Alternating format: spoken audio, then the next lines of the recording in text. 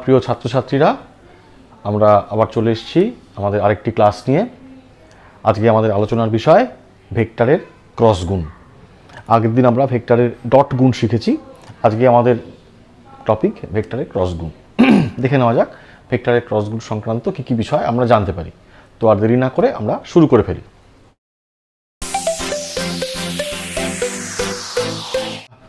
তোমাদেরকে একটা বাস্তব ঘটনা দিয়ে ব্যাপারটা বোঝানোর চেষ্টা করছি আর কি। তোমাদের বাড়িতে দরজা জানলা প্রত্যেকেরই আছে, প্রত্যেকের বাড়িতে দরজা জানলা আছে। ধরো আমি একটা নাম দরজা আঁকছি, একটি দরজার পাল্লা আসলে আঁকছি, ঠিক আছে? এটা ধরে নেওয়া যাক একটা দরজার পাল্লা এই অবস্থায় রয়েছে। এটা হচ্ছে দরজার যে কবজা যেটা থাকে, যাকে কেন্দ্র করে দরজাটা ঘোরে, এটা হচ্ছে সেইটা। এবারে দরজাটা তুমি একটা বল প্রয়োগ করলে, দরজার ওপরে এফ মানের একটা বল প্রয়োগ করলে কি ঘটবে? মানে দরজাটা ধরো তোমার দিকে খোলা আছে, এই ধরো দরজাটা খোলা আছে, তুমি বল প্রয়োগ করলে এফ মানের, দরজাটা বন্ধ হয়ে যাবে বা বন্ধ থাকলে খুলে যাবে। অর্থাৎ ধরা যাক দরজাটা এইরকম একটা অবস্থানে গিয়ে পৌঁছালো,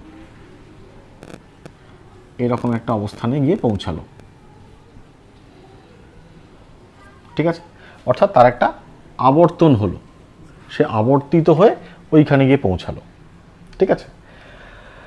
এবারে এই ছবি থেকে আমি কিছু বলার চেষ্টা করছি। দেখো এই ছবি থেকে আমরা কি কি বিষয়ে ভাবতে পারি, ভাবনা কি আসতে পারে। আর যেখানে বলটা প্রয়োগ করা হয়েছে আর এইটা যে কবজা, মানে যেটা অক্ষ, যে অক্ষটাকে কেন্দ্র করে এই দরজাটি ঘুরছে, সেই অক্ষ থেকে এর দূরত্ব মনে করলাম আর। তাহলে আমাদের কাছে এখন দুটি জিনিস রয়েছে, একটা হচ্ছে যে বল প্রয়োগ করা হয়েছে সেই বল, আর অক্ষ থেকে সেই বলের যে প্রয়োগ বিন্দু, যে মানে প্রয়োগের রেখা, যে প্রয়োগ বিন্দু তার দূরত্ব। এই দুটো জিনিস এই মুহূর্তে আমাদের কাছে আছে। আচ্ছা বলো তো, এই যে বল প্রয়োগ করা হয়েছে, বলটা তো সোজাসুজি প্রয়োগ করা হয়েছে, তাই তো? সোজাসুজি প্রয়োগ করা হয়েছে, কিন্তু যেটা প্রভাব, এফেক্ট সেই বলের যা পাওয়া গেছে সেটা হচ্ছে একটা আবর্তন, একটা ঘূর্ণন, ঘুরে গেছে। আর অক্ষ থেকে সেই বলের যে প্রয়োগ বিন্দু, সেই প্রয়োগ বিন্দুর দূরত্বটা হচ্ছে আর। এবার তোমরা বলো, যদি আমরা এফকে ঠিক রাখি, মানে একই মানের বল যদি ধরো আর এফ এখানে প্রয়োগ না করে আমরা যদি তার থেকে অর্ধেক দূরত্বে করি, যেখানে প্রয়োগ করছি সেই প্রয়োগ না করে অর্ধেক দূরত্বে করি, অর্থাৎ অক্ষ থেকে তার দূরত্বটা অর্ধেক হয়ে গেল, সেই বিন্দুতে ওই একই বল প্রয়োগ করছি, কি মনে হয় তোমাদের বাস্তব অভিজ্ঞতা কি বলে? দরজার যে তোমাদের যে কবজা, তার যে অক্ষটা, তার যত কাছে তোমরা বল প্রয়োগ করো, তাহলে সেই দরজাকে ঘোরাতে বেশি পরিশ্রম হয়, বেশি কষ্ট হয়, কঠিন বলে মনে হয়, নাকি ব্যাপারটা সহজ হয়? নিশ্চয়ই যত কাছে যাও তত বিষয়টা কঠিন হয়। একই বল প্রয়োগ করে দরজাকে ততটা ঘোরানো যায় না, তার থেকে বেশি বল প্রয়োগ করতে হয়। কিন্তু যত তোমরা দরজার ধারের দিকে চলে আসো, পাল্লার যে ধারের দিকে চলে আসবে, অর্থাৎ যদি বল একদম আমরা ধারে প্রয়োগ করি, ওই একই প্রভাব তৈরি করতে আমার কিন্তু অনেক কম বল প্রয়োগ করতে হবে, ঠিক আছে?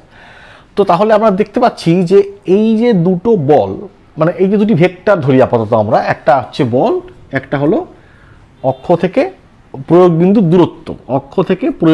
দূরত্ব, ঠিক আছে? এই যে এই দূরত্ব যে ভেক্টর আর বল যে ভেক্টর, এই দুয়ের সমন্বয়ে তো আবর্তনটা হচ্ছে। কেন? কারণ যত দূরত্ব কমাচ্ছি আবর্তনের প্রভাবটা কিন্তু পরিবর্তন হয়ে যাচ্ছে। আবার একই দূরত্বে যদি বলের মান বেশি বা কম হয়, তাহলেও কিন্তু দেখা যাবে যে আবর্তনের প্রভাব, মানে তার আবর্তন কতটা হচ্ছে, কত দ্রুত হচ্ছে, আবর্তনের যে চরিত্রটা সেটা পাল্টে যাবে। অর্থাৎ দরজার এই যে আবর্তন, দরজার এই আবর্তনের পেছনে এফ এবং আর এর মিলিত একটা সমন্বয়ে একটা মিলিত প্রভাব কাজ করছে। তো এই রকম বাস্তবে এই রকম যত ঘটনা ঘটে, যেখানে দুটি ভেক্টরের প্রয়োগ হচ্ছে কোনো একটি বিষয়ের ক্ষেত্রে, তাদের সমন্বয় একটি আবর্তনকারী, এটা আবর্তন সূচক বা আবর্তন ঘটছে, তার ফলে প্রভাবটা আবর্তন সূচক একটা প্রভাব ঘটছে, আবর্তন ঘটছে, সেই সমস্ত ক্ষেত্রে সেই আবর্তনের পরিমাণ, আবর্তনের কি মান হয় ইত্যাদি, এইগুলো যে পরিমাপ করা হয় যে পদ্ধতি দিয়ে, সেটাই হলো আমাদের ভেক্টরের ক্রসগুণ। ভেক্টরের ক্রসগুণের প্রয়োগ এই সমস্ত ক্ষেত্রে হয় যেখানে দুটি বলের প্রভাবে একটা আবর্তনের সৃষ্টি হচ্ছে, সেখানেই প্রথমত ভেক্টরের ক্রসগুণের যে প্রয়োগগুলো ঘটে।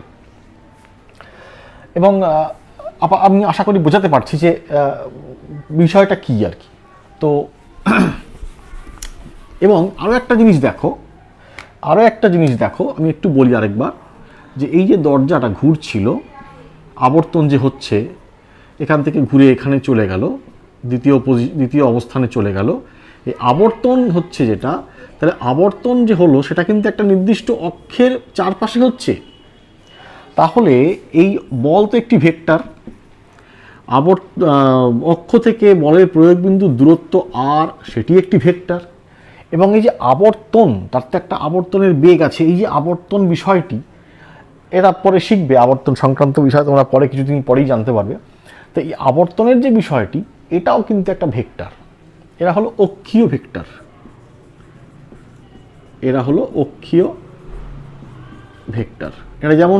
এরা যেমন মেরু ভেক্টর, পোলার ভেক্টর,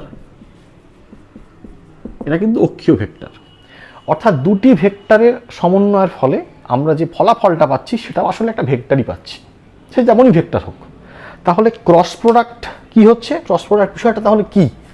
ক্রস প্রোডাক্ট বিষয়টা হলো এমন কিছু প্রাকৃতিক ঘটনাকে ব্যাখ্যা করার একটা উপায়, যেখানে কি ঘটছে, দুটি ভেক্টরকে সমন্বিত করা হচ্ছে, দুটি ভেক্টরের সমন্বয় হচ্ছে, দুটি ভেক্টরের সমন্বয়ে আরেকটা ভেক্টরের জন্ম হচ্ছে।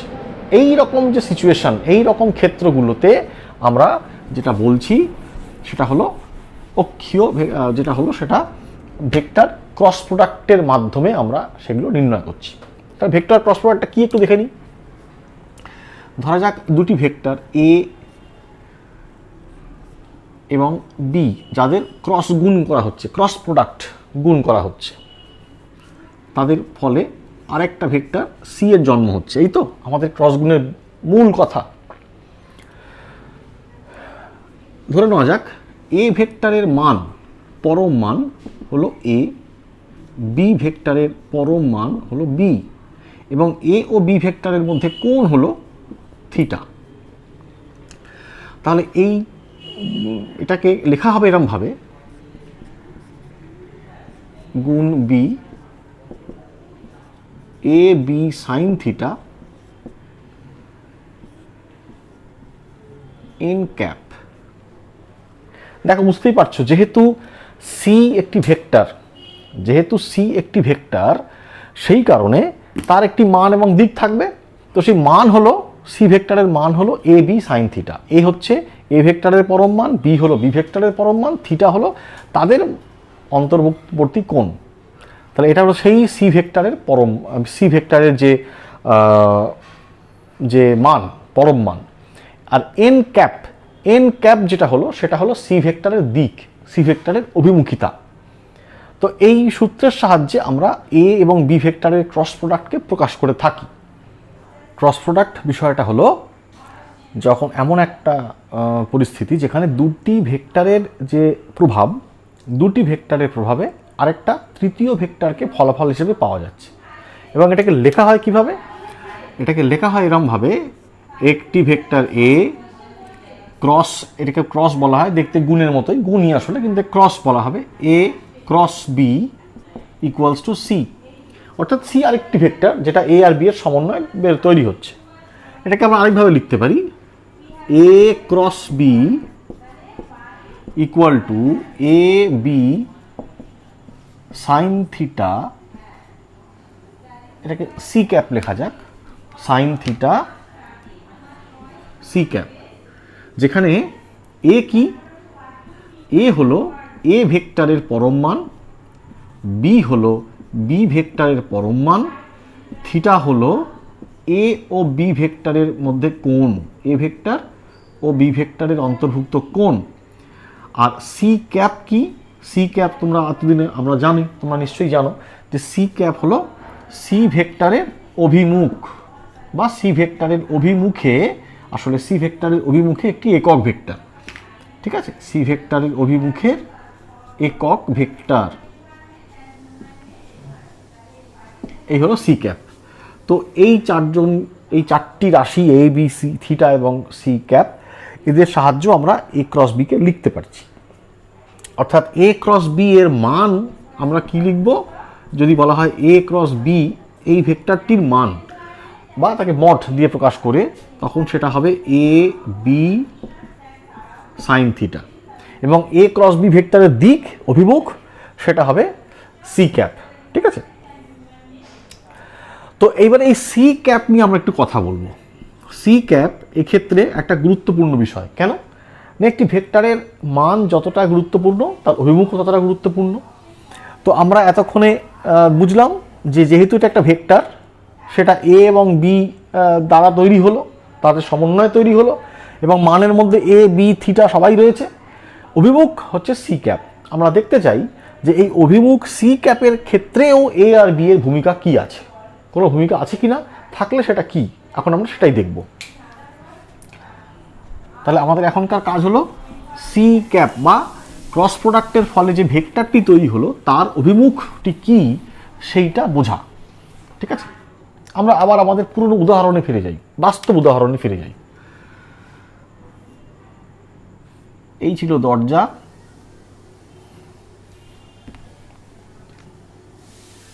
এই ছিল দরজা, যেটি ঘুরে এরকম দ্বিতীয় একটি অবস্থানে গিয়ে পৌঁছেছিল। এটা প্রথম অবস্থান, এটা দ্বিতীয় অবস্থান। ঠিক আছে, এই হলো অক্ষ, এই অক্ষের এরকমভাবে দরজাটি ঘুরেছিল। বল প্রয়োগ করা হয়েছিল এফ, এই হলো আর, আর হলো দূরত্ব, এফ হচ্ছে যে বল প্রয়োগ করা হয়েছে, তার ফলে এইভাবে একটি আবর্তন হয়েছে। ঠিক আছে, তো আমরা ব্যাপারটাকে যদি একটু ছবি আঁকি, আমরা এরকম ভাবতে পারি এফ এইদিকে আর এইদিকে আমরা যদি এরকমভাবে সাজাই, ভেক্টরটাকে সরিয়ে আমরা রাখি, তাহলে এফ হলো এদিকে, এটা হলো আর। ঠিক আছে, এবং আবর্তন হওয়ার ফলে যে ভেক্টরটি তৈরি হলো তার অভিমুখ হলো এইটা, অক্ষীয় ভেক্টর, এইটা হলো তার অভিমুখ। এই তাহলে দেখা যাচ্ছে আমরা যদি ছবিটা বা একটু বোঝার চেষ্টা করি, দেখো ধরো এই হলো এফ এবং আর, আমি এরকমভাবে রাখার চেষ্টা করছি, এই হলো এফ এবং আর। তাহলে যে নতুন যে ভেক্টরটি হলো সি বা এ ক্রস বি, যদি ভাবি এ আর বি, তাহলে সি ভেক্টরটা এই অবস্থানে রয়েছে। ঠিক আছে, অর্থাৎ দেখা যাচ্ছে, এটা বাস্তবই দেখাচ্ছে, বাস্তব থেকে আমরা দেখতে পাচ্ছি যে যাদের সমন্বয়ে প্রভাবটা তৈরি হলো, সেই প্রভাবের যে অক্ষীয় ভেক্টরের অক্ষটাই তো দিক, তো সেই অক্ষীয় ভেক্টরের অক্ষ বা সেই প্রভাবের অক্ষটা কিন্তু এই উভয়ের সঙ্গেই পারপেন্ডিকুলার বা লম্ব। তো এটা বাস্তব, এটা মেনে নিতে হবে। এবার প্রশ্নটা হলো যে লম্ব তো এটাও হতে পারত, এটাও লম্ব, এটাও লম্ব, তাহলে এই দুজনের মধ্যে কোনজন? সেটা আমাদের বিভিন্ন পরীক্ষা নিরীক্ষার মাধ্যমে একটা সূত্র আমরা তৈরি করেছি।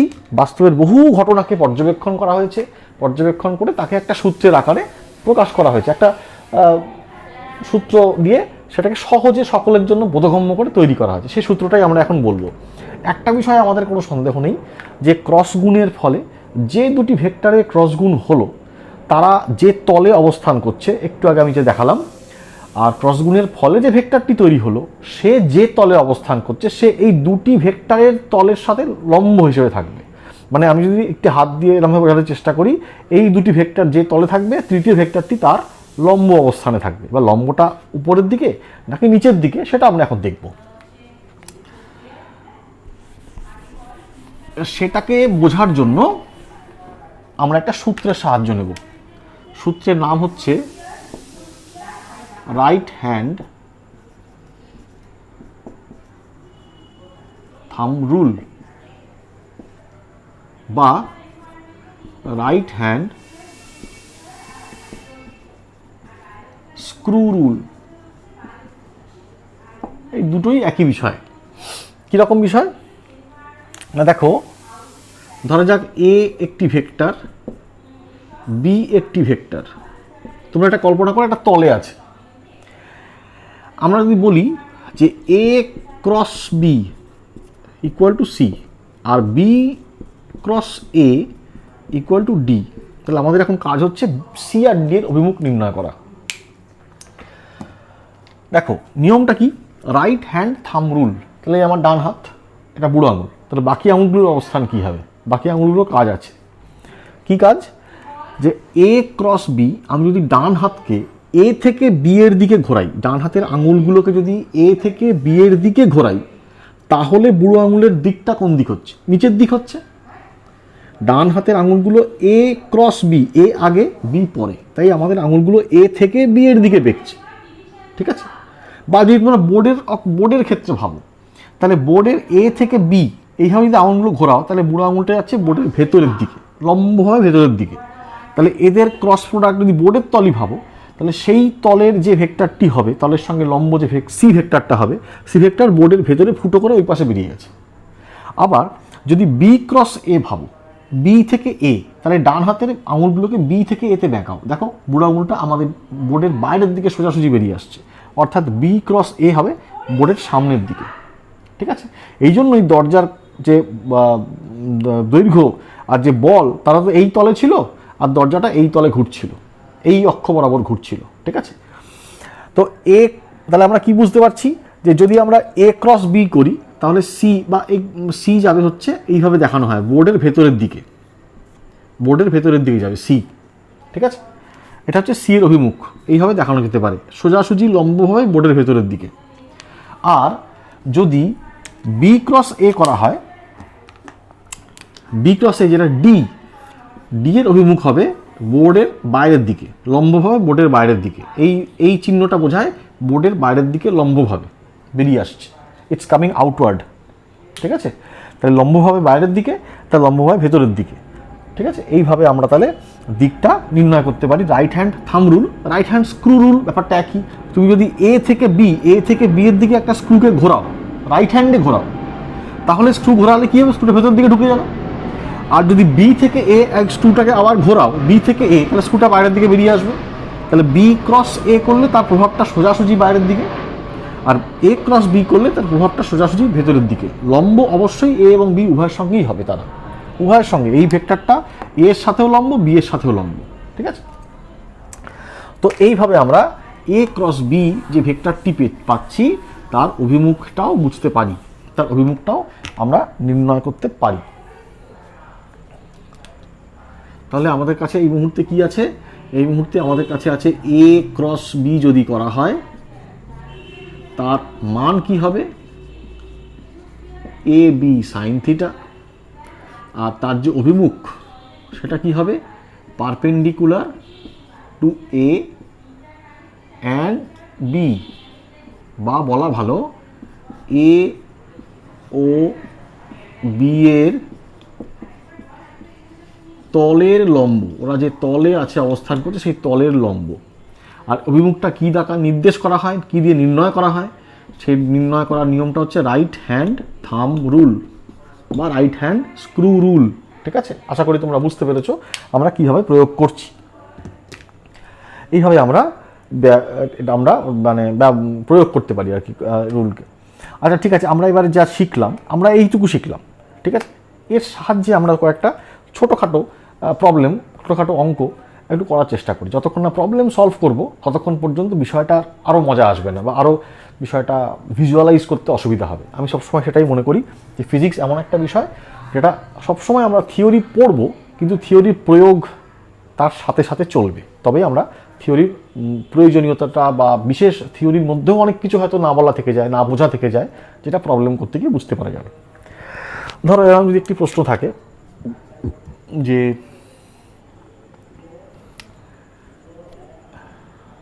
এ ক্রস বি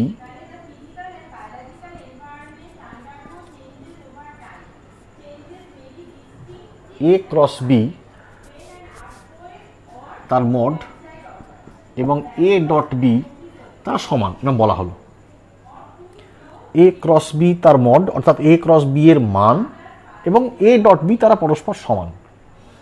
প্রশ্ন কি? এটা 1 নম্বর প্রশ্ন। ধরো প্রশ্নটা হচ্ছে থিটার মান কত, এ এবং বি এর মধ্যবর্তী কোণের মান কত। একই ভেক্টর এ বি, একই ভেক্টর, তাদের ডট প্রোডাক্ট করছি, যা মান পাচ্ছি, তাদের ক্রস প্রোডাক্ট করছি, একই মান পাচ্ছি, ঠিক আছে? তো আমরা দেখো আমরা শিখলাম কি, এ আর বি এ ভেক্টরের ক্রস প্রোডাক্টের মান কত।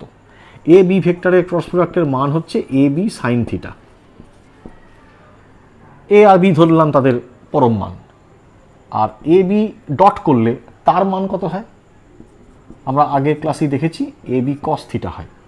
প্রশ্নে বলাই হচ্ছে যে এরা পরস্পর সমান। এ আর বি তো সমান, কেটে গেল, তাহলে কি দেখতে পাচ্ছি? সাইন থিটা সমান সমান কস থিটা। কোন থিটার জন্য, কোন থিটার কোন মানের জন্য সাইন থিটা এবং কস থিটা সমান হয়? সেটা অবশ্যই 45 ডিগ্রি, 45 ডিগ্রি বা π/4 রেডিয়ান। এই কোণের জন্য এই সূত্রটা, এই সমীকরণটা সম্ভব। এ ক্রস বি তার mod equal to A dot B. ঠিক আছে, আশা করি তোমরা বুঝতে পারছো। আমরা আরেকটা প্রবলেম ভাবি, ছোটো ছোটো কনসেপ্টের ব্যাপার আর কি। ধরো এরকম দেওয়া হলো, আমরা এখন এটুকুই জানি, আমরা যা করব এইটুকুর ভিত্তিতেই করব। এ ক্রস বি ডট এ বা এ ক্রস বি, ব্যাপারটা একই হবে, ডট বি এর মান কত? সরি, মান শূন্য লিখলাম, মানে ব্যাপারটা মানটা বার করতে হবে, শূন্য কেন সেটাও বুঝতে হবে। দেখো এ ক্রস বি একটা ভেক্টর, সে যে ভেক্টরই হোক, এ ক্রস বি যে ভেক্টরই হোক, আমরা কি জানি? সেই ভেক্টরটার দিক হবে এ ভেক্টর এবং বি ভেক্টরের লম্ব। সে যে কোনো দিকই হোক না কেন লম্ব হবে, এ ভেক্টরের উপরেও লম্ব, বি ভেক্টরের উপরেও লম্ব। তাহলে আমরা যদি বলি A cross B equal to C, ধরলাম সি ভেক্টর, তাহলে এখান থেকে আমরা লিখতে পারি সি ডট এ, আর এখান থেকেও লিখতে পারি সি ডট বি। তাহলে বুঝতেই পারছি যে সি ভেক্টর লম্ব হচ্ছে এ ভেক্টরের ওপর, আবার সি ভেক্টর লম্ব হচ্ছে বি ভেক্টরের ওপর, হবেই। তাহলে দুটি লম্ব ভেক্টরের ডট প্রোডাক্ট করতে চলেছি আমরা আসলে। তাহলে দুটি লম্ব ভেক্টরের ডট প্রোডাক্ট কি হয়? দুটি লম্ব ভেক্টরের ডট প্রোডাক্ট করলে আমরা জানি তা সবসময় শূন্য হয়। এটা কেন হয় ডট প্রোডাক্টের, আমার ভিডিওটা দেখে নেবে ক্লাসটা, সেটা ভালো করে বুঝতে পারবে। তাহলে সেখানে ডট প্রোডাক্ট নিয়ে আমরা বিস্তারিত আলোচনা করেছি। তাহলে উভয় ক্ষেত্রেই উত্তরটা হলো শূন্য। ঠিক আছে, তো এখানে আমরা কোন ধারণা, কোন কনসেপ্টটা ইউজ করলাম? যে এ ক্রস বি করলে যে ভেক্টরটা পাওয়া যায় সেই ভেক্টরটা আসলে এ এবং বি উভয়ের উপরই লম্ব হয়, এই কনসেপ্টটাকে ইউজ করলাম, অ্যাপ্লাই করলাম। ঠিক আছে, আরেকটা দেখে নেওয়া যাক।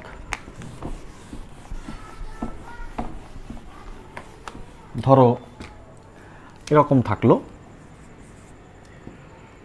এ cross B mod square plus A dot B তার স্কোয়ার, এর মান কত?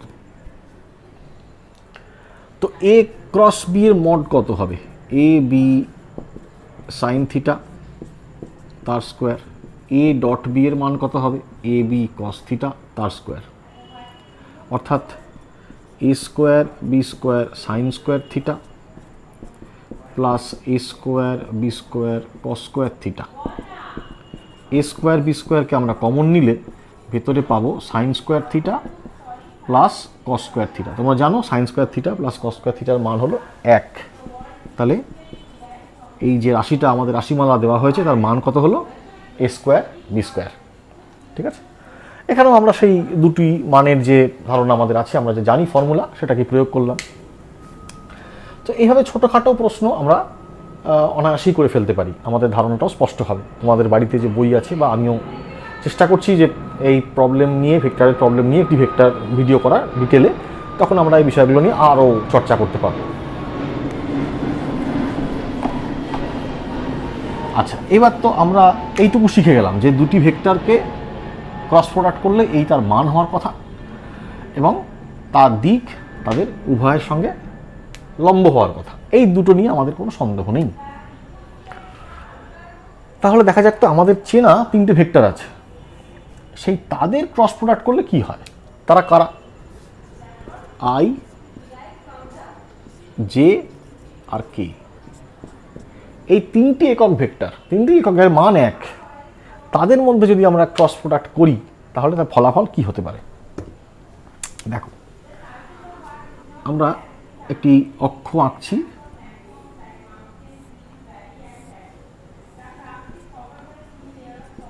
ত্রিমাত্রিক একটি ক্ষেত্র আঁকলাম, জেড অক্ষ, এক্স অক্ষ, ওয়াই অক্ষ।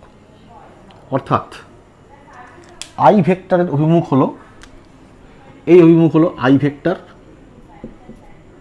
এই অভিমুখ হলো জে ভেক্টর, আর এই অভিমুখ হলো কে ভেক্টর।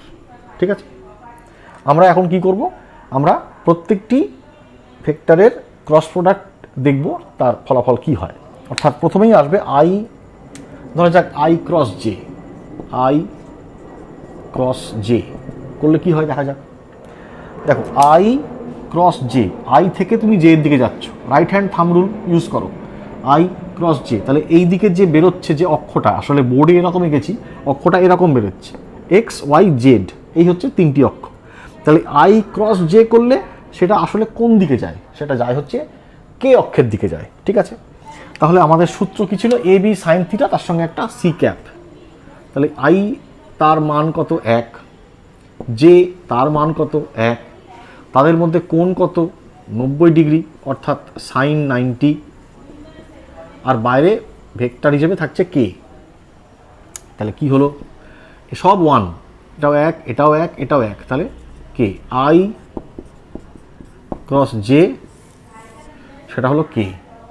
একইভাবে জে ক্রস কে আমরা করি, অর্থাৎ এইটা তো জে, এটা তো জেড, তো জে ক্রস কে এইভাবে আমরা যদি করি, জে ক্রস কে, জে থেকে কে এর দিকে, তাহলে তার দিকটা কোনটা হচ্ছে, আই এর দিকে হচ্ছে। তাহলে দেখা যাক, তাহলে জে ক্রস কে সেটা হবে কি 1 1 সাইন 90, ক্ষেত্রেও হবে কারণ এরাও পরস্পর 90 ডিগ্রিতে আছে, আর তার দিকটা, ভেক্টরের দিকটা কোনটা হচ্ছে আই ক্যাপ, অর্থাৎ জে ক্রস কে এর মান হলো আই ক্যাপ, মানে জে ক্রস কে থেকে আমরা যে ভেক্টরটা পাবো সেটা হবে আই ক্যাপ।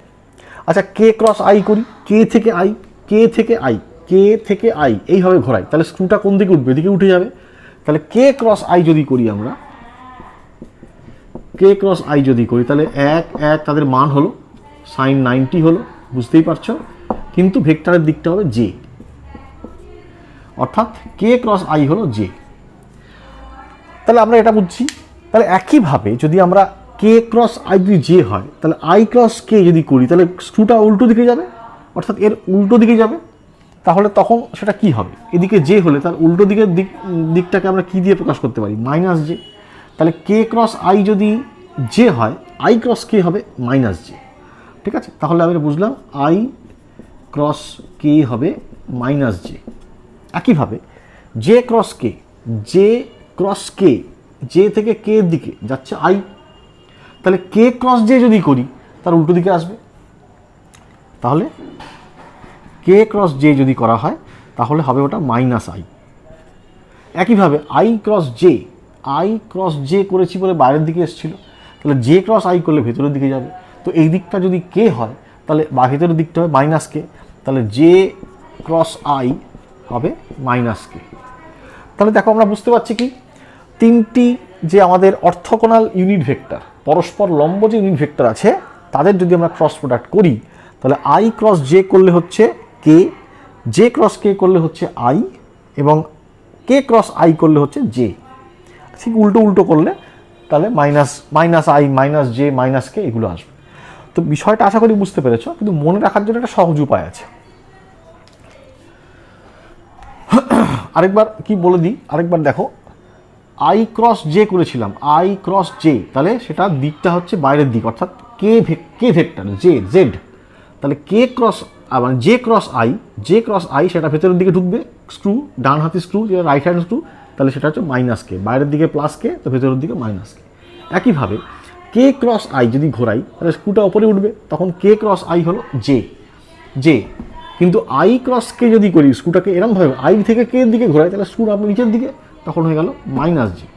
ঠিক একইভাবে যদি আমরা জে ক্রস কে করতাম তাহলে স্ক্রুটা এই দিকে বেরিয়ে যেত এরমভাবে, বা রাইট হ্যান্ড থাম্ব রুল করলে এই দিকে যাচ্ছে, তাহলে জে ক্রস কে হচ্ছে আই ক্যাপ।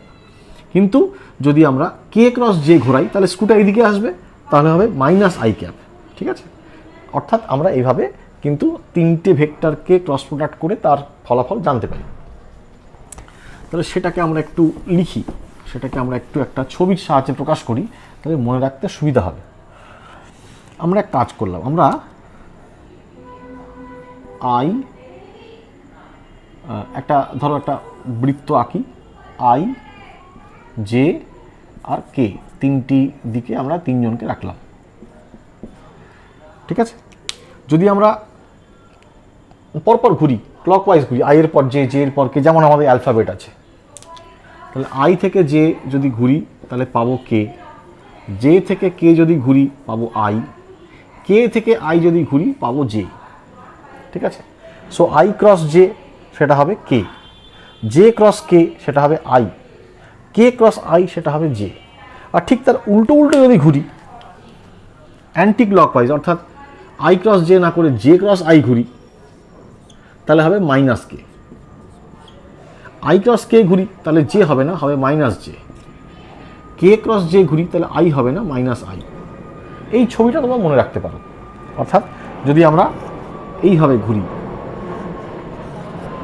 অ্যান্টি ক্লকওয়াইজ ঘুরি, আই কে জে এরকম অ্যান্টি ক্লকওয়াইজ ঘুরি, তাহলে আই কে করলে মাইনাস জে, কে জে করলে মাইনাস আই, জে আই করলে মাইনাস কে। ঠিক উল্টো উল্টো হবে। আর যদি অ্যালফাবেটিক্যালি এগোই, আই জে কে এগোই, তাহলে আই জে করলে কে, জে কে করলে আই, কে আই করলে জে। এইভাবে তোমরা মনে রাখতে পারো, সুবিধা হবে। আচ্ছা, এখন তোমাদের মনে প্রশ্ন আসতে পারে যে আমরা তো আই আর জে বা আই কে বা জে কে মধ্যে করলাম, তাদের নিজেদের মধ্যে করলে কি হবে? অর্থাৎ আই ক্রস আই কি হবে, জে ক্রস জে কি হবে, কে ক্রস কে কি হবে, সেটা একটু দেখতে হবে।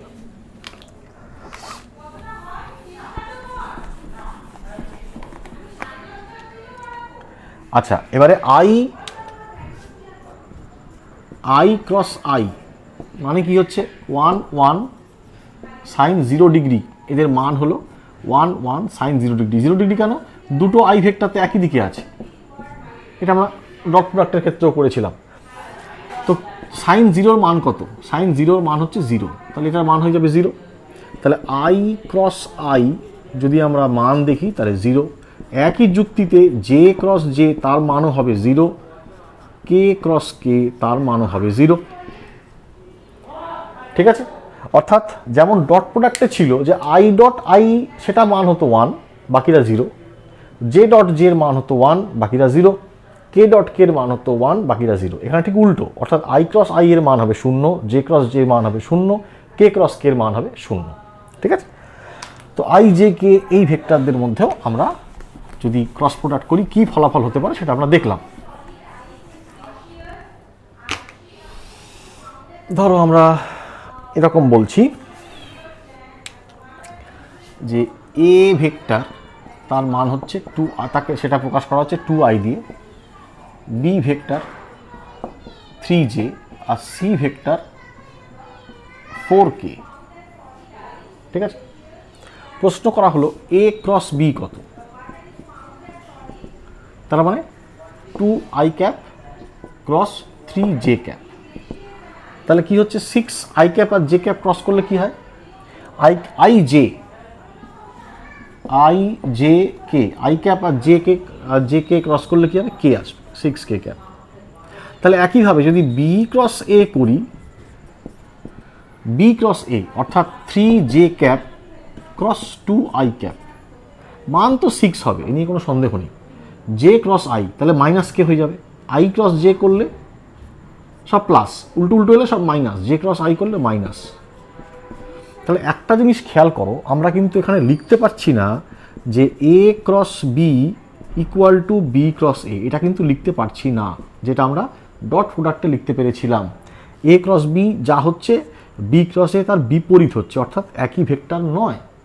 তার মানে আমরা কি শিখলাম? তার মানে আমরা শিখলাম যে ক্রস প্রোডাক্ট ভেক্টরের ক্রস গুণ বিনিময় নিয়ম মেনে চলে না। বিনিময় নিয়ম হলে A cross B equal to B cross A হতো, এখানে বিনিময় নিয়ম মেনে চলছে না একটাই কারণে, কারণ দিকটা পুরোপুরি উল্টো হয়ে যাচ্ছে, অভিমুখ পাল্টে যাচ্ছে, মান যদিও একই থাকছে। তাহলে এটা আমরা শিখলাম যে ক্রস গুণ ভেক্টরের ক্রস গুণ নিয়ম বিনিময় নিয়ম মেনে চলে না, কিন্তু ডিস্ট্রিবিউটিভ ল যেটা সেই নিয়মটা মেনে চলে। আচ্ছা, এ ক্রস বি হলো, তাহলে আমরা যদি জিজ্ঞাসা করি বি ক্রস সি, সেটা নিশ্চয়ই তোমরা পারবে।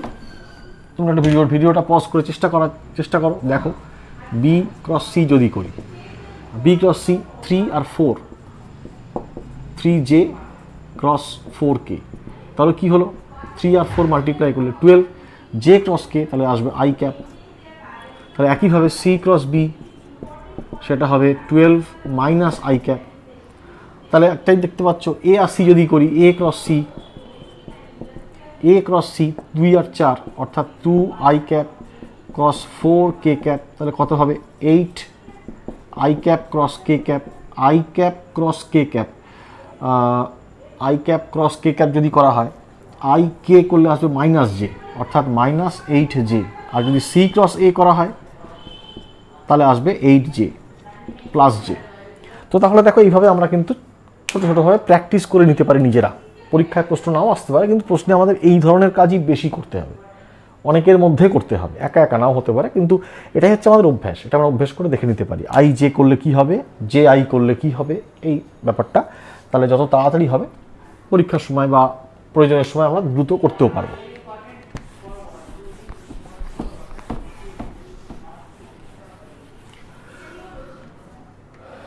আচ্ছা, এইবারে দেখো, ধরো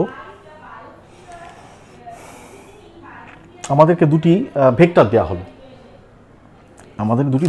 হলো, ধরা যাক এ একটা ভেক্টর দেওয়া হলো 2i plus 3j minus 4k, আর বি একটি ভেক্টর দেওয়া হলো 3i minus 4j plus 5k। ধরা যাক এরকম দুটি ভেক্টর দেওয়া হলো, ঠিক আছে। এই দুটি ভেক্টরের ক্রস প্রোডাক্ট করতে হবে। শুধু আমরা তো আই যে একটা একটি করে অ্যাড করলাম, কিন্তু এইরকমভাবেও একটি ভেক্টরকে প্রকাশ করা হতে পারে। তাহলে সেই রকমভাবে একটি ভেক্টরকে প্রকাশ করা হলে তাদের মধ্যে আমাদের ক্রস প্রোডাক্ট করতে হবে। তো যা আমরা শিখেছি এখনো পর্যন্ত, যদি সেই নিয়মকে প্রয়োগ করি, 2i cap plus 3j cap minus 4k cap cross 3i cap minus 4j cap plus 5k cap, এইভাবে যদি প্রয়োগ করি, তাহলে দেখো 2i, তাহলে প্রথমে কি আসছে 2i, 2 into 3 দ্যাট ইজ 6, প্রথম টার্মটা 2 into 3 6i cap cross i cap হলো, 2 into মাইনাস 4 তাহলে minus 8i cap cross j cap, 2 into 5 তাহলে plus 2 into 5 10i cap cross k cap, ঠিক আছে। তারপরে 3 দিয়ে করি, plus 3 into 3 that is 9 J cap cross i cap, 3 এর সঙ্গে 4 করি, minus 12 J cap cross j cap, 3 এর সাথে 5 করি, 3 5 is 15 J cap cross k cap,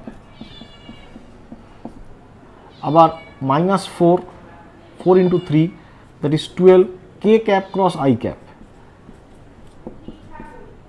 minus 4 that is plus 16 k cap cross j cap,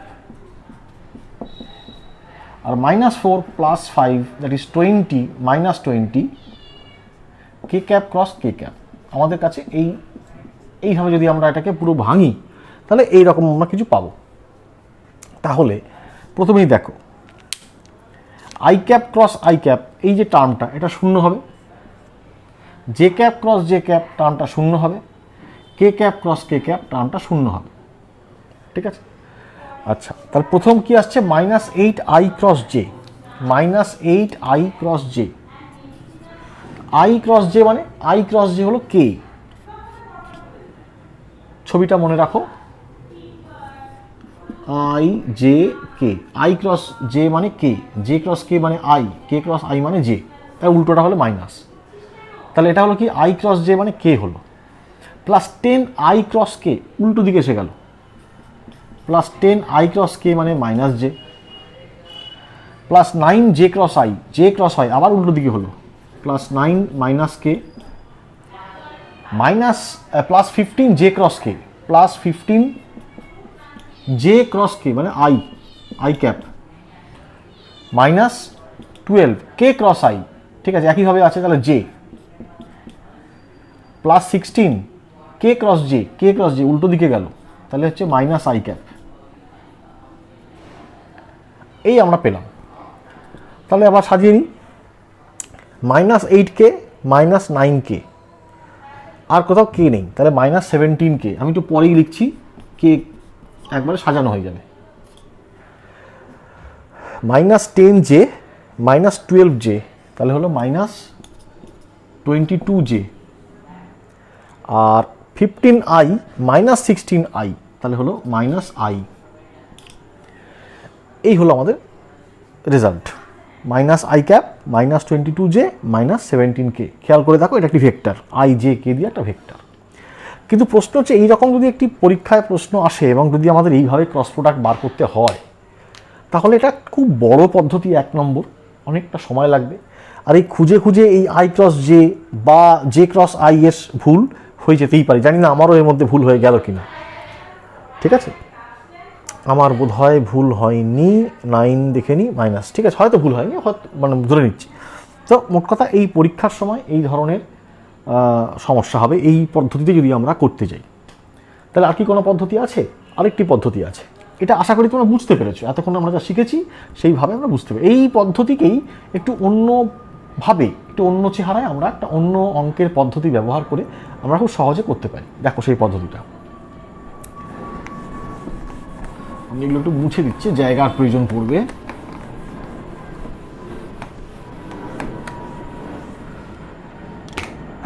vector দুটিকে পাশে লিখে রাখছি,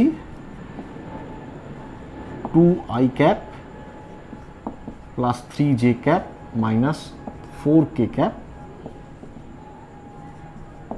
3i cap minus 4j cap plus 5k cap.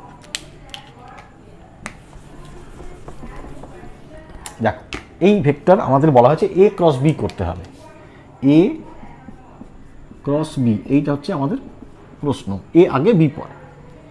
তো সেটা লিখবো কীভাবে? দেখো, প্রথমে এটাকে আমরা যে পদ্ধতিতে করি তার নাম হচ্ছে ডিটারমিন্যান্ট, বা বাংলায় বলা হয় নির্ণায়ক। এই অঙ্কের এই পদ্ধতির সাহায্যে আমরা করব। তো সেটাকে প্রথমে নাম দুটো দাগ দেওয়া হয়, কমন কারা? আই জে আর কে, তাহলে আই জে কে মাথায় আগে লিখে নেব। এবারে প্রথমে এ ভেক্টরের কথা বলা হচ্ছে, তো তাহলে এতে আই এর সঙ্গে কে আছে? সহগ হিসাবে 2 আছে, জে এর সাথে 3 আছে, কে এর সাথে -4 আছে। বি তারপরে আসছে, আই এর সাথে কে আছে? 3 আছে, জে এর সাথে -4 আছে, কে এর সাথে 5 আছে। ঠিক আছে, তো এই আমাদের কাছে আছে আই জে কে। এইবারে দেখো আমরা কিভাবে লিখছি, কিভাবে এই ডিটারমিন্যান্ট নির্ণায়ককে তার ফলাফল বের করা হয়। প্রথমে আমি কোনো এই প্রত্যেককে বলা হয় এলিমেন্ট। এখানে 9টা এলিমেন্ট আছে, 3 3 3, 9টা এলিমেন্ট আছে। তুমি যে কোনো একটা এলিমেন্টকে তুমি চয়েস করবে, তাহলে সেই এলিমেন্টের যা রো আর সেই এলিমেন্টের যা কলাম সেটা তোমার হিসেবের বাইরে চলে যাবে। তো আমরা আই দিয়ে শুরু করছি, আই একটা এলিমেন্ট, আইকে দিয়ে শুরু করলাম, গুণ আকারে আসবে। তাহলে আই এর যা রো আর আই এর যা কলাম আমরা বাদ দিয়ে দিলাম, থাকলো এই 4 জন। নিয়ম হচ্ছে এই গুণ করো আগে, 3 × 5 15 মাইনাস -4 × -4, এটা প্রথম গুণ হবে, এটা দ্বিতীয়বারের গুণ হবে। তাহলে 3 × 5 15 -4 প্লাস 16, আর এখানে নিয়মটা সবসময় মাইনাস। আচ্ছা, তারপর একটি মাইনাস চিহ্ন আসবে। প্রথমে আই এর আগে একটা প্লাস আছে ধরে নাও, তারপর একটি মাইনাস চিহ্ন আসবে, জে ক্যাপ, পরের যে তাকে আমরা নিলাম। তাহলে যখন জে কে নিলাম, যে মুহূর্তে আমরা জে কে নিলাম, সেই মুহূর্তে আমার জে এর যে রো সেটা আমরা বাদ দিয়ে দেবো, আর জে এর যে কলাম সেটাও বাদ দিয়ে দেবো। তাহলে 2 5 -4 আর 3 থাকবে। তাহলে এই গুণটা হবে আগে 1 নম্বর গুণ, তাহলে 5 আর 2 গুণ করলে 10। এই গুণটা হবে, মাইনাস তো থাকবেই, এই গুণটা হবে তারপরে, তাহলে -12। তাহলে এখানে বসবে -12, 4 আর -4 এর সঙ্গে 3 হলো -12। তাহলে এই জে এর যে গুণ সেটাও হয়ে গেল। তারপরে আসবে কে, কে কে আমরা নেব, ঠিক আছে। কে যখন নেব, কে এর ক্ষেত্রে সেই এই রোটা বাদ চলে যাবে এবং এই কলামটা বাদ চলে যাবে। কে এর জন্য থাকছে এই 4 জন, 2 - 4 3 আর 3। তাহলে আবার এটা প্লাস, এটা দেখো মাইনাস ছিল, এটা প্লাস হলো, প্লাস ছিল, এটা মাইনাস হলো, আবার একটা প্লাস আসবে, এরকমভাবে পরপর আসবে কি। আবার সেই এই গুণটাই প্রথমে হবে, 2 আর 4 -4 গুণ করলে -8। তারপরে এই গুণটা হবে -9। মাইনাসটা কিন্তু নিয়মে থাকবে, প্রত্যেকবার মাইনাস থাকবে, এইটা কিন্তু পরিবর্তন হবে না, খেয়াল রাখবে তোমরা, ঠিক আছে। মাইনাস, এই -8 হলো, 2 আর -4 গুণ করে -8 হলো। তারপরে ফর্মুলার যে মাইনাস, 3 আর 3 তো প্লাস নিজেই, তাহলে 9 বসে গেল। এইবার আমরা এটাকে দেখি, 15 - 16 মাইনাস আই ক্যাপ মাইনাস যে 10 মাইনাস মাইনাসে প্লাস হয়ে গেল, তাহলে 22 প্লাস কে -8 আর -9, তাহলে হলো -17। তাহলে আমাদের কি এলো, minus I cap -22 J cap আর -17 কে ক্যাপ। কোথায় ঠিকই করেছি, আগের বার বোধহয় আমি কিছু একটা এসেছিল, কিন্তু এটা কত সহজে হয়ে গেল, এটা কত সহজে আমরা করে ফেলতে পারলাম, ঠিক আছে। তোমরা নিয়মটা আরেকবার রিপিট করে দেখে নিতে পারো কীভাবে আমরা করেছি। এটাকে এইভাবে আমরা নির্ণায়কের ফলাফল নির্ণয় করি।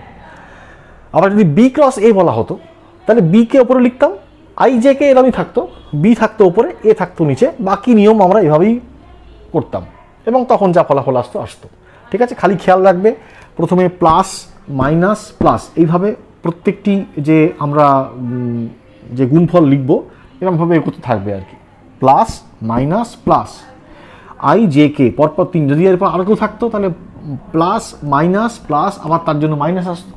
আমরা তিনজনই থাকবে, আই জে কে থাকবে। আচ্ছা, গেল 1 নম্বর।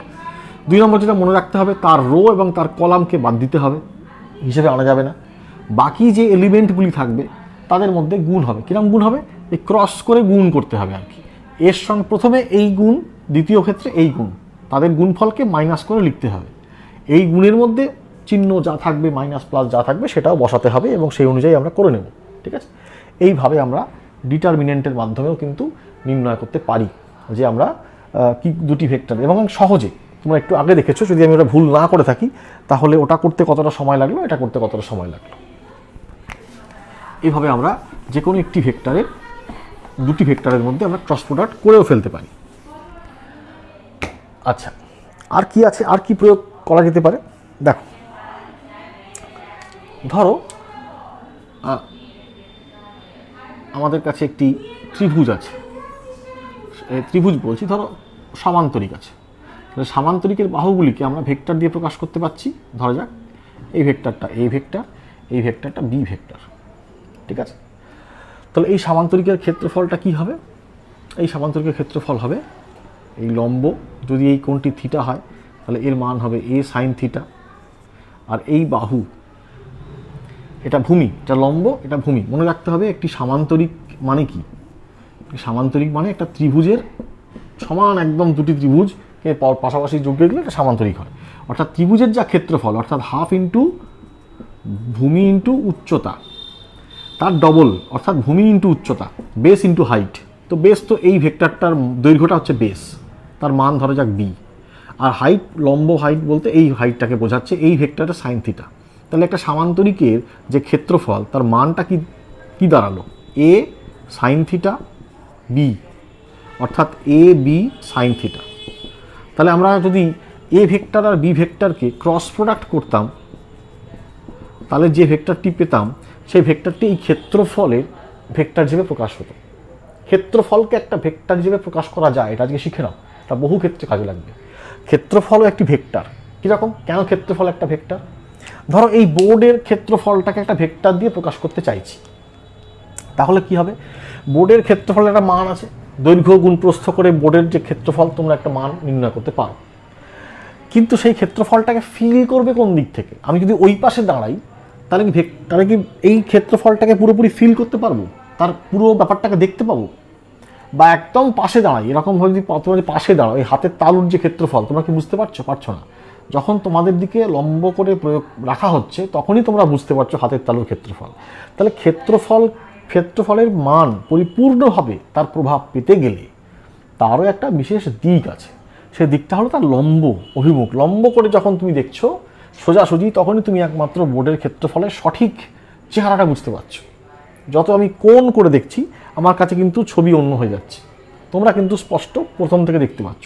তাহলে ক্ষেত্রফলকেও একটা ভেক্টরের মতন ভাবা যেতে পারে, যার মান হলো ক্ষেত্রফলের মান, যার অভিমুখ হলো লম্ব। ঠিক আছে, তো এই হচ্ছে সেই সামান্তরিক। ধরো একটা প্লেন, সামান্তরিক প্লেন, তাহলে তারও লম্ব দিকে তার ক্ষেত্রফলের দিকটা থাকবে এবং তার যে মান, সেই মানটি হলো এ বি সাইন থিটা। তাহলে দুটি ভেক্টরকে দেওয়া থাকলে যদি আমরা সেই ভেক্টরকে ক্রস প্রোডাক্ট করি, তাহলে যে ভেক্টরটা পাবো সেই ভেক্টরটা আসলে তারা যদি দুটো সামান্তরিকের বাহু দ্বারা চিহ্নিত হতো সেই সামান্তরিকের ক্ষেত্রফল বোঝাচ্ছে, এটা আমরা বলতে পারি।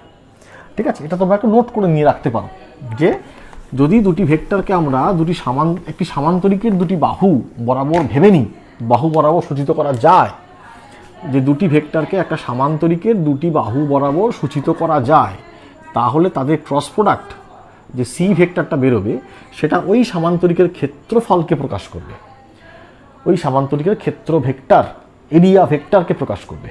ঠিক আছে, আর ত্রিভুজের ক্ষেত্রে ব্যাপারটা একই। তাহলে ত্রিভুজের ক্ষেত্রে কি হবে? ত্রিভুজের ক্ষেত্রে হবে হাফ এ ক্রস বি, কারণ সামান্তরিকের ক্ষেত্রফলের অর্ধেক হলো ত্রিভুজের ক্ষেত্রফল। তাহলে হাফ এ ক্রস বি এটা হলো একটি ত্রিভুজের ক্ষেত্রফল, আর শুধু যদি আমরা এ ক্রস বি এর মান নির্ণয় করি তাহলে সেটা হলো একটি সামান্তরিকের ক্ষেত্রফল। ঠিক আছে, এভাবে আমরা প্রয়োগ করতে পারি। আর কোথায় প্রয়োগ করতে পারি? একটু আগে আমরা প্রথম যে উদাহরণটা নিয়ে শুরু করেছিলাম সেইখানে প্রয়োগ করতে পারি। টর্ক বলে একটি বিষয় আছে।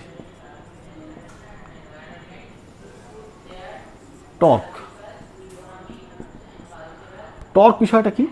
টর্ক হচ্ছে যে আমরা যে উদাহরণটা নিয়ে বললাম সেটা থেকেই বোঝাই, তাহলে আরো বুঝতে সুবিধা হয়।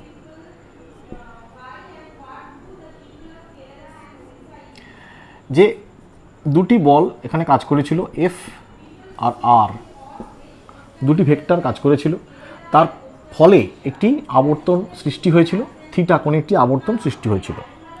ঠিক আছে, এই যে আবর্তন যে প্রভাব, আবর্তন বলের যে আবর্তন প্রভাব, সেটাকে প্রকাশ করা হয় কিভাবে? বলের যে আবর্তন প্রভাব সেটাকে প্রকাশ করা হয় টর্ক দিয়ে। টর্ক আসলে বলেরই ঘূর্ণন প্রতিরূপ বলতে পারো। ঠিক আছে, বল তো সোজাসুজি প্রয়োগ করছি, আমাদের যা মানসিকভাবে আমরা ভাবতে পারি, ভিজুয়ালাইজ করতে পারি, বল প্রয়োগ করা হচ্ছে মানে সোজাসুজি কোথাও বল প্রয়োগ করা হচ্ছে। কিন্তু টর্ক মানে ঘোরাচ্ছি, ধরো তুমি বাথরুমের কল ঘোরাচ্ছ, গাড়ির স্টিয়ারিং ঘোরাচ্ছ, তাহলে আসলে তুমি কিন্তু বল সোজাসুজি প্রয়োগ করতে চাইছো কিন্তু ঘুরছে তার প্রভাবটা। ঠিক আছে, তো তাহলে এই যে এটাকে বলা যেতে পারে বলের ঘূর্ণন প্রতিরূপ, বলের ঘূর্ণন প্রতিরূপ। ঠিক আছে, টর্ক হলো বলের ঘূর্ণন প্রতিরূপ। তো সেই টর্ককে প্রকাশ করা হয় এরকম একটা অক্ষর দিয়ে। এই অক্ষরটার নাম হলো টাও। কি নাম? অক্ষরটার নাম হলো টাও। এটি গ্রিক অক্ষর, সেটা একটি ভেক্টর। সেটা দিয়ে টাওকে প্রকাশ করা হয় আর ক্রস এফ। আর হলো যেখানে বলটা প্রয়োগ করা হয়েছিল, বলের মান হলো এ, বল হলো এফ, আর এই দূরত্ব ভেক্টর হলো আর, যদি তোমাদের মনে থাকে। তো টাওকে প্রকাশ করা হয় আর ক্রস এফ এইভাবে। ঠিক আছে, কাজেই বুঝতে পারছো সেটা একটা ঘূর্ণনের প্রভাব তৈরি করবে এবং সেই প্রভাবটা টাও দিয়ে প্রকাশ করা হয়। তো মোটের ওপর এই হলো আমাদের ক্রস প্রোডাক্ট সংক্রান্ত আলোচনা এবং ক্রস প্রোডাক্টের কিছু প্রয়োগ আমরা দেখলাম। যদিও আমাদের এর পরের যে ভিডিওটা আসবে সেটা হবে এই ভেক্টরের যা যাবতীয় এখনও পর্যন্ত পড়াশোনা আমরা করলাম তার উপরে ভেক্টরের বিভিন্ন সময়ে বিভিন্ন পরীক্ষায় কী কী প্রশ্ন এসছে, এমসিকিউ এবং সাবজেক্টিভ প্রশ্ন, সেইগুলো নিয়ে আমরা আমাদের পরের ভিডিওটা করতে চলেছি। তার কাজ চলছে, খুব শিগগিরই সেই ভিডিওটা আসবে। তো সেটা যখন তোমরা দেখবে, এটা তো পুরো সিরিজটা তোমরা দেখে ফেলো, তাহলে ভেক্টরের আমার ধারণা ভেক্টর সম্বন্ধে আর কোনো সমস্যা থাকার কথা নয়। পাশে তো তোমাদের টেক্সট বই থাকবেই, সেটা দেখে তার সাহায্যও নেবে। এবং আমি যখন প্রবলেমের যে ভিডিওটা করব সেখানেও আমি আশা করি সেটা দেখার পরে বিভিন্ন ধরনের অঙ্ক যা এসে থাকে, প্রশ্ন এসে থাকে বিভিন্ন পরীক্ষায়, সেই সম্বন্ধেও একটা স্পষ্ট ধারণা তোমাদের তৈরি হয়ে যাবে। তো খুব চটপট এটা পড়ে ফেলো, কারণ আমাদের আরেকটি ভিডিও আসবে সেই সংক্রান্ত। তখন সেটা তোমরা দেখে পুরোটা বুঝতে পারবে, তার সুযোগ বা তার সুবিধা তোমরা নিতে পারবে। ঠিক আছে, সবাইকে জানাও, নিজেরাও পড়াশোনা করো, সবাই পড়াশোনা করো, ভালো থাকো, সুস্থ থাকো।